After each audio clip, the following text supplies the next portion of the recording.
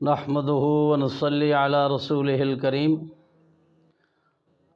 چونکہ اس سے قبل 60 ویڈیوز بن چکی ہیں جن میں ہم نے کوشش کی ہے کہ مخارج کے مطابق اور جملہ باتیں آپ تک پہنچائیں۔ اس سے قبل مخرج کے بارے میں کچھ ایک دو سبق گزر چکے ہیں، لیکن وہ نیا انداز تھا، اس کے پڑھانے میں کوئی کمی ہوگی، اور ابھی انشاءاللہ مخرج کے بیان کو تفصیلاً پڑھایا جائے گا، اس وجہ سے کہ امام جزری رحمہ اللہ تعالی نے فرمایا ہے کہ اذ واجب علیہم محتم قبل الشروع اولا ان یعلموا، کہ یہ جو تجوید ہے یہ آپ پر واجب اور ضروری ہے ہر صورت، کہ آپ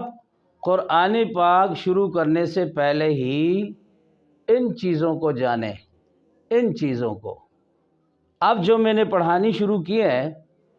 ابھی آج سے جو ویڈیوز بن رہی ہے،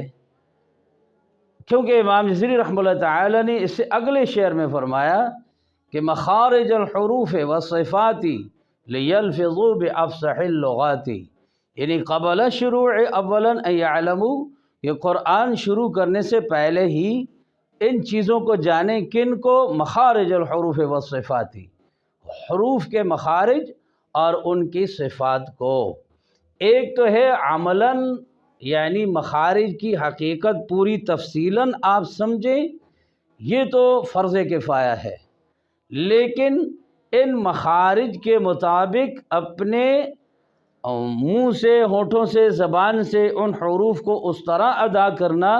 جیسا کہ یہ علم ہے، تو اس طرح پڑھنا بھی درست ہے، کوئی ایسی بات نہیں، وہ پڑھنا فرض اور ضروری ہے۔ لیکن یہ جو علم میں آپ کو پڑھا رہا ہوں، یہ ان لوگوں کے لیے ضروری ہے جو دوسروں کو سکھانے والے، کیونکہ پیارے پیغمبر علیہ الصلاۃ والسلام کا فرمان ہے خیرکم من تعلم القرآن، یعنی سب سے بہتر انسان وہ ہے جس نے خود پہلے سیکھا، پڑھا نہیں۔ پڑھنا اور چیز ہے، میں روایتاً جیسے میں نے صحیح پڑھا، غلط پڑھا، میں نے آپ کو پڑھا دیا، تو یہ تو ہے مطلقاً پڑھنا، اور سیکھنا اور چیز ہے، اس سے انسان خود پہلے اپنے آپ کو تیار کرے۔ تو اس انداز سے امام جزری رحمہ اللہ تعالی نے فرمایا ہے کہ قبل شروع اولا ان یعلموا، کہ یہ قرآن شروع کرنے سے پہلے ہی ان کو جانیں، ان کو، کہ ان کو مخارج الحروف والصفات، حروف کے مخارج اور ان کی صفات کو، کیونکہ لیلفظوا بافصح اللغات، یہ جو عربی ہے یہ فصیح ترین زبان ہے، اس لیے اس کو سمجھے۔ لہذا مخرج کی تعریف، مخرج کی مطلقاً جو تعریف ہے وہ یہ ہے، جو ہم کتابوں میں پڑھتے ہیں یا تجوید میں پڑھاتے ہیں، وہ یہ ہے کہ مخرج کے لغوی معنی ہوتے ہیں نکلنے کی جگہ، یہ لغت میں، اور قرات کی زبان میں جو ہمیں اس کا معنی چاہیے کہ کیا چیز نکلنے کی جگہ، تو وہ ہے اصطلاح میں منہ کے اندر وہ خاص موقع و مقام جہاں سے حروف کی ذات صحیح طور پر اور پوری مقدار میں ادا ہو، یہ ہے مخرج کی تعریف۔ اور موقع و مقام 3 ہے، حلق، ہونٹ اور زبان، یعنی ان سے جو حروف ادا ہوتے ہیں وہ صحیح پورے ادا ہوں، اور بندے کو اس کا مقام، اس حروف کا تعارف، اس کی حقیقت کا علم ہو کہ یہ حروف کہاں سے میں نے ادا کرنے ہیں۔ تو لہذا مخرج کی ایک تو یہ سادہ تعریف ہے جو میں نے آپ کو بتا دی۔ اب تھوڑی سی تفصیل ہے کہ ہوا موضع خروج الحرف، یعنی یہ جو حرف ہیں میں نے ان کے نکلنے کی جگہ کون سی ہے، یہ جو حروف ہیں ان کے نکلنے کی جگہ کون سی ہے۔ اور دوسرا ہے ای حیز مولد للحرف، یعنی حلق، ہونٹ اور لسان میں جس جگہ سے حروف پیدا ہوتے ہیں اسے مخرج کہتے ہیں۔ تیسری تعریف ہے، حضرت ملا علی قاری رحمہ اللہ تعالی نے فرمایا موضع ظہور الحروف وتمیزہ عن الغیر، یعنی حرف کے ظہور اور غیر سے ممتاز ہونے کی جگہ۔ اب یعنی یہ حروف کہاں سے ظاہر ہوتے ہیں، کہاں سے نکلتے ہیں،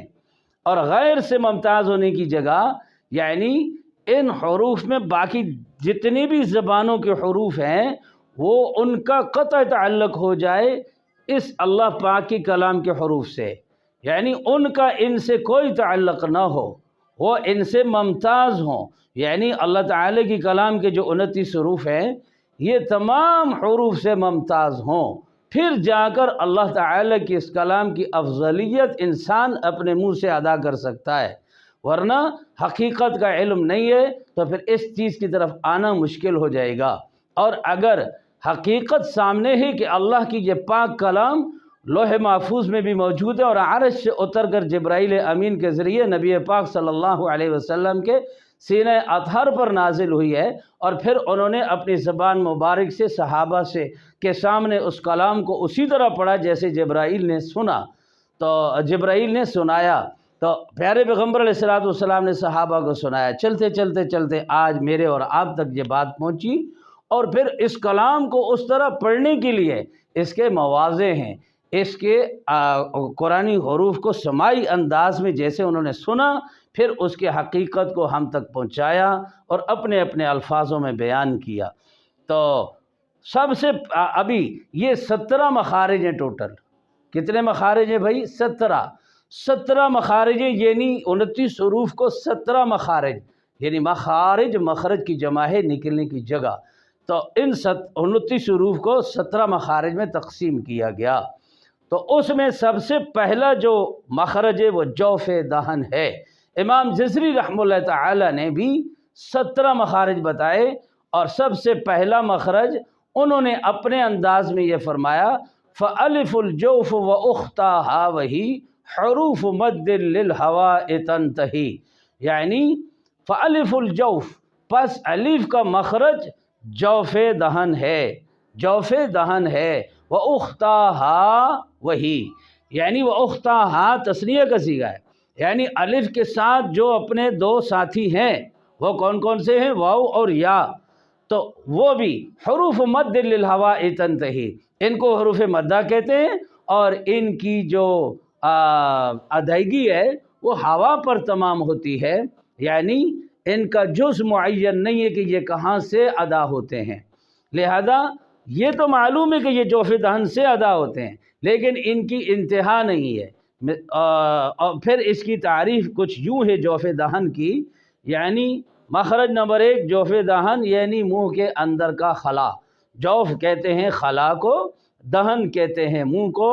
تو منہ کے اندر کا خلا، اس سے 3 حروف نہیں ادا ہوتے بلکہ وہ مدہ ادا ہوتے ہیں۔ مدہ وہ ما قبل کے محتاج ہیں، الف، واو اور یا۔ الف کیسے؟ جیسے ربنا ظلمنا انفسنا وان لم تغفر لنا علمتنا، کھڑی زبر ہو چاہے الف مدہ ہو، اس کا مخرج جوف دہن ہے، جوف دہن سے یہ الف مدہ ادا ہوتا ہے۔ اور یا مدہ جس سے پہلے زیر ہو، الف سے پہلے ہمیشہ زبر آتی ہے، زیر اور پیش نہیں آ سکتی۔ یا مدہ وہ جس سے پہلے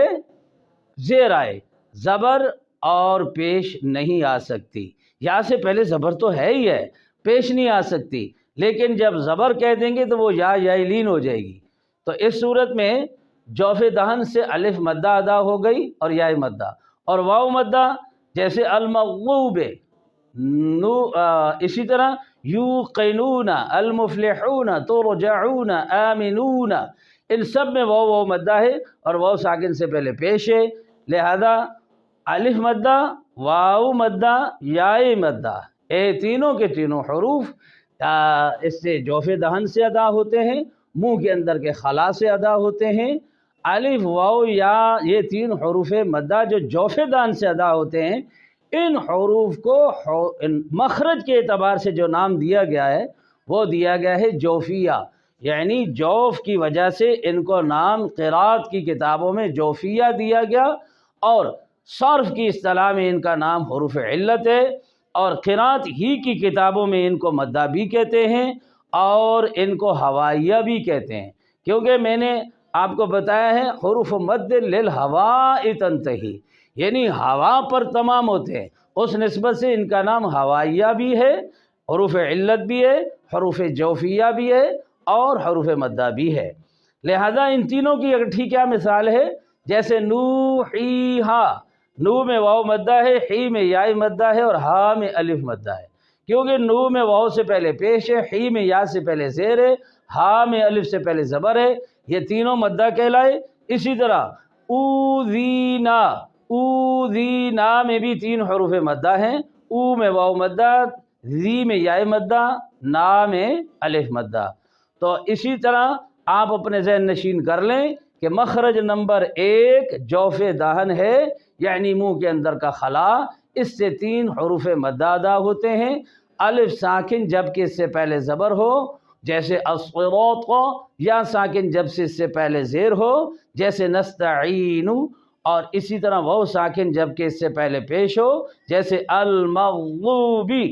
لہذا یہ جو 17 مخارج ہیں نا، 17 مخارج، ان کو 2 حصوں میں تقسیم کیا گیا، 2 حصوں میں۔ اب 15 مخرج محقق ہیں اور 2 مخرج مقدر ہیں۔ اب اس کی کیا تعریف ہے؟ مخرج محقق وہ ہے کہ جیسے میں نے اس کی تعریف میں آپ کو بتایا تھا، موقع و مقام، اور موقع و مقام 3 ہیں، حلق، ہونٹ اور زبان۔ لہذا حلق معلوم ہے کہ یہ حلق سے ادا ہوں گے، اور حلق کے کون سے حصے سے ادا ہوں گے؟ لسان، لسان زبان، زبان کے کس حصے سے یہ حروف ادا ہو رہے ہیں؟ اسی طرح حلق، ہونٹ، اور ہونٹ، ہونٹوں کے کس حصہ سے یہ حروف ادا ہو رہے ہیں؟ لہذا یہ جز معین ہے، ان حروف کی جگہ مقرر ہے، اس لیے اس کو مخرج محقق کہتے ہیں۔ اور مخرج محقق کی تعریف یوں ہوئی کہ مخرج محقق یعنی حلق، ہونٹ اور زبان کے اجزائے معینہ میں سے کسی معین جگہ پر آواز ٹھہرے تو ان مخارج کو مخرج محقق کہتے ہیں۔ اسی طرح مخرج مقدر، مخرج مقدر یہ ہے کہ اس کے الٹ ہے، یہ تو حلق، ہونٹ اور زبان کے اجزائے معینہ میں سے کسی معین جگہ پر آواز ٹھہرے، اور اس میں حلق، ہونٹ اور زبان، حلق، ہونٹ اور زبان کے اجزائے معینہ میں سے کسی معین جگہ پر آواز نہ ٹھہرے۔ لہذا 2 آپ کو 17 مخارج میں سے 2 کی معلومات ہوں تو بقایا 17 میں سے جو 15 ہوں گے وہ محقق ہوں گے۔ تو اب مخرج مقدر، اس میں سب سے پہلا یہ جوف دہن ہے۔ جوف دہن یعنی ان کا جز معین نہیں ہے، یہ خلا سے ادا ہوتے ہیں۔ اب آپ کو معلوم ہے کہ زمین اور آسمان کے درمیان یہ جتنا بھی خالی جگہ اس کو خلا کہتے ہیں، لہذا اس خلا میں کوئی شخص ٹھکانہ نہیں اپنا سکتا، تو اس کا کوئی جز معین بھی نہیں ہے۔ زمین میں جو جگہ ہے وہ ہم سب کی مقرر ہے، حدود مقرر ہیں، اس کے علاوہ بندہ کہیں ٹھہر نہیں سکتا، کبھی ادھر کبھی ادھر، تو لہٰذا جو جز معین ہے اسے محقق کہتے ہیں، اور جز معین نہیں ہے اسے مقدر کہتے ہیں۔ مقدر مخرج جو ہیں وہ 2 ہیں، نمبر 1 جوف دہن، اور دوسرا خیشوم۔ خیشوم یعنی ناک کا بانسا، اس سے غنّے ادا ہوتے ہیں، اور غنّہ حرف نہیں ہے، غنّہ آواز ہے، جیسے کہ مدہ، الف اور واو اور یا، یہ ایک آواز ماقبل حرکت کے مطابق چلتے ہیں۔ لہذا اسی طرح یہ جو خیشوم مخرج مقدر میں سے ایک جوف دہن ہے، اور دوسرا خیشوم یعنی ناک کا بانسا، اس سے جتنے بھی غنّے نکلتے ہیں وہ تمام کے تمام غنّے مخرج مقدر، ان کا تعلق مخرج مقدر سے ہوگا۔ لہذا مخرج محقق 15 اور مخرج مقدر 2، 15 اور 2 17 ٹوٹل ہوں گے۔ آج ہم نے سب سے پہلے جوف دہن پڑھا۔ اب حضرات سے التماس ہے کہ ہمارے ساتھ جڑے رہیے تاکہ یہ جو مخرج کی حقیقت ہے آپ تک پہنچے، یہ سیکھو، تعلم القرآن بنو، قرآن کے طالب علم بنو۔ طالب کا معنی ہوتا ہے چاہنے والا، اور علم کا تعلق ہوتا ہے جاننا۔ یہ ضروری جاننا چاہیے تاکہ پڑھانے والے جو ہیں وہ خود ایک کامل سیکھنے والے بنیں، تاکہ آنے والا جو بچہ ہے اسے سکھانے کے لیے آپ کے پاس آسانی ہو۔ یہ نہیں کہ جیسے سنا ایسے اسے سنا دو، بلکہ حقیقت بات بچے تک پہنچائیں تاکہ وہاں سے اس کا حرف ادا کرنا آسان ہو۔ اللہ تعالی مجھے اور آپ کو عمل کی توفیق عطا فرمائے۔ وما علینا الا البلاغ۔